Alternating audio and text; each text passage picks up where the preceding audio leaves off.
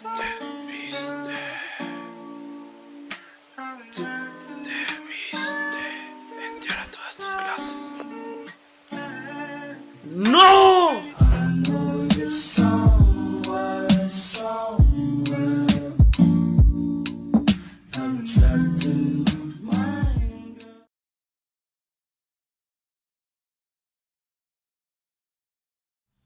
Hola, ¿qué tal, gente? En el video de hoy les venimos presentando nuestro tema, que es el círculo unitario.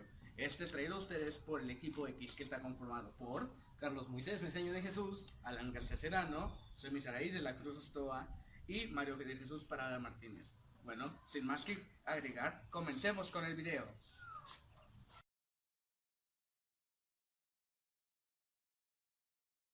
Círculo unitario. El círculo unitario es un círculo centrado al origen con un radio de 1. Este círculo se puede utilizar para encontrar ciertos radios especiales trigonométricos, así como ayudar en la representación gráfica.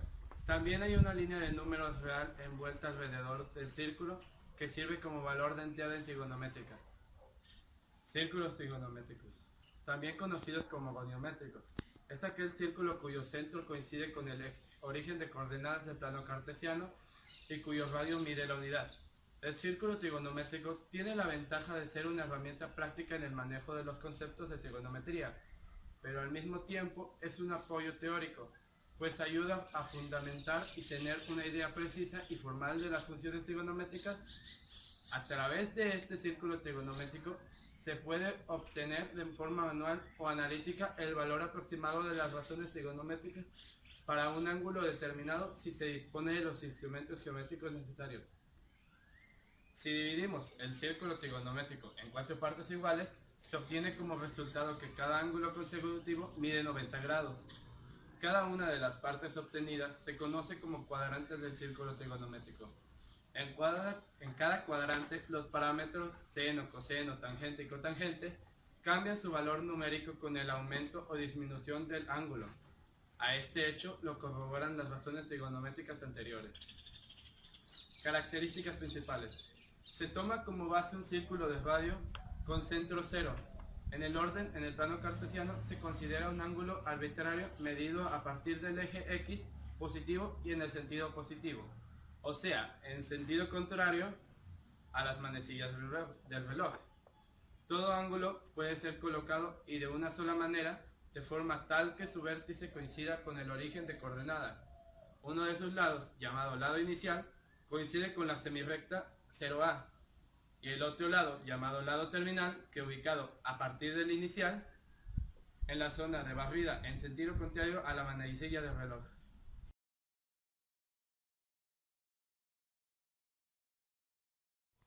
Identificación de las funciones trigonométricas en los 4 cuadrantes. Esta se da en cada par de lados homólogos de un triángulo rectángulo cuyos ángulos sean iguales, los cuales serán también proporcionales.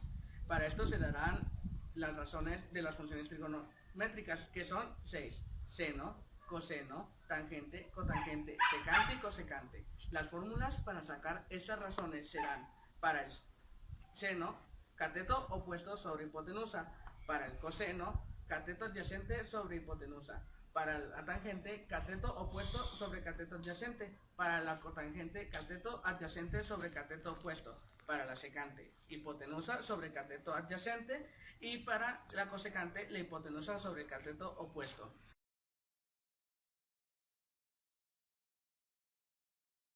A continuación, nuestro compañero Carlos Moisés nos pasará a decir en qué consiste cada cuadrante del círculo unitario. Bueno, para empezar, cabe aclarar que en el cuadrante del círculo unitario se divide en 4. Empezaré explicando la primera parte, el primer cuadrante. Cabe destacar que en el primer cuadrante, el cateto adyacente se encuentra sobre el eje X, por lo cual le llamaremos X. Y el cateto opuesto se encuentra sobre el eje Y, por lo que de igual forma lo llamaremos Y. Así que todos los valores aquí son positivos, lo que quiere decir que todas sus funciones de igual forma son positivas. En el segundo cuadrante, todas las funciones son negativas, ya que se encuentran en el área de la menos X, claramente exceptuando al seno y el coseno. En el tercer cuadrante, de igual forma, todos los valores siguen siendo negativos, exceptuando la tangente y la cotangente. Ahora, en el cuarto cuadrante, solamente nos topamos con que todos los valores siguen siendo iguales negativos, a excepción de los dos últimos, que es el secante y el cosecante.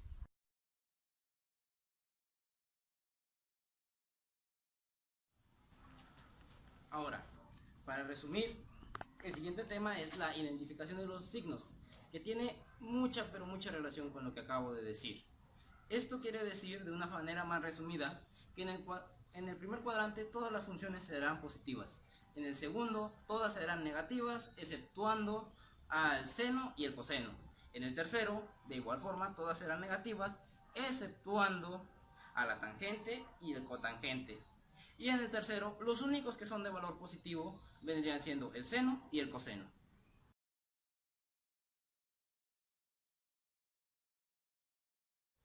Las funciones trigonométricas en los ángulos del cuadrante. Estas son los que tienen su punto terminal en alguna de las cuatro partes del cuadrante del plano cartesiano. Esto se refiere a ángulos, y los ángulos son 0 grados, 90 grados, 180 grados 270 grados y 360 grados. En la trigonometría esto se usa demasiado, y es demasiado importante saber que las funciones trigonométricas, los valores que estos obtienen en cada uno de los grados. Por si no lo recuerdan, las funciones trigonométricas son el seno, el coseno, la tangente, la cotangente la secante. y la cosecante. Bueno, sin más dilación, como pueden ver en la tabla que está en este lugar, están los valores de cada una de las funciones trigonométricas en cada uno de los grados. Sin más que decir, eso es todo por hoy.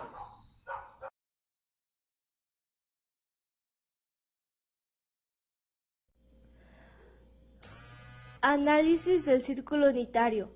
Como ya sabemos, el círculo unitario es un círculo centrado al origen, con un radio de 1 que se utiliza para encontrar ciertos radios especiales, por así decirlo.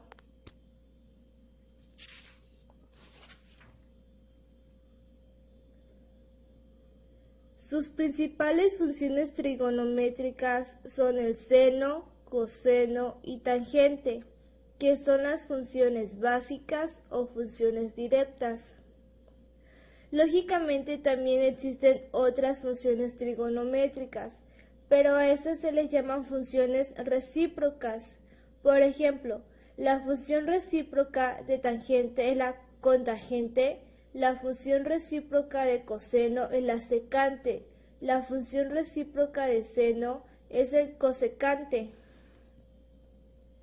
Aquí tenemos, por ejemplo, en el primer cuadrante del círculo unitario, tenemos un triángulo rectángulo, donde tenemos como coordenada XY, porque en el segmento horizontal tenemos cierta longitud de X, y en la Y tenemos cierta altura, por así decirlo. Para poder ocupar las funciones trigonométricas es importante y recomendable saber cuáles son los lados del triángulo rectángulo. Por decir, la hipotenusa es el lado más largo del triángulo rectángulo y el cateto opuesto pues es el cateto opuesto de un ángulo. Y el que sobra es el cateto adyacente. Un dato que tenemos que tener en cuenta es que la hipotenusa es el radio, por lo tanto vale a 1 y siempre va a valer a 1. Pero los únicos datos que van a variar es el cateto opuesto y el cateto adyacente.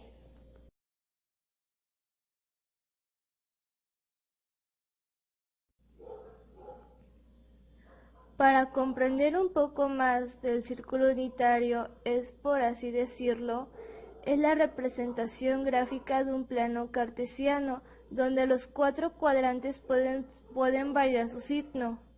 Por ejemplo, en el primer cuadrante tenemos un triángulo rectángulo, donde sus signos son positivos.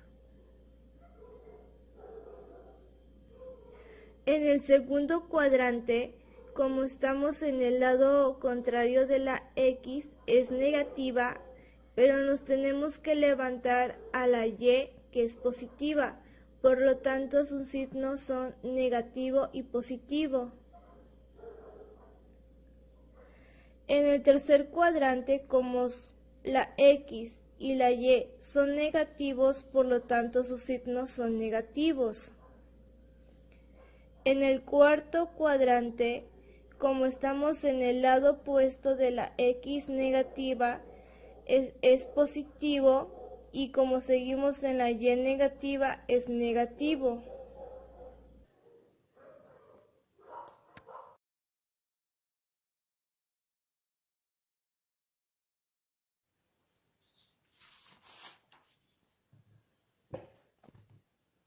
Aquí tenemos, por ejemplo, ya el triángulo rectángulo, donde su base es X y su altura es y donde su ángulo es alfa. Como ya sabemos identificar los lados del triángulo rectángulo, obviamente la hipotenusa es el radio, lógicamente también va la 1. Por lo tanto, el cateto opuesto vale Y el cateto adyacente vale X. Y para saber su función trigonométrica sería seno de un ángulo es igual al cateto opuesto entre hipotenusa. Y como la Y entre 1 pues es igual a Y, y su resultado sería seno de un ángulo es igual a la altura o al cateto opuesto.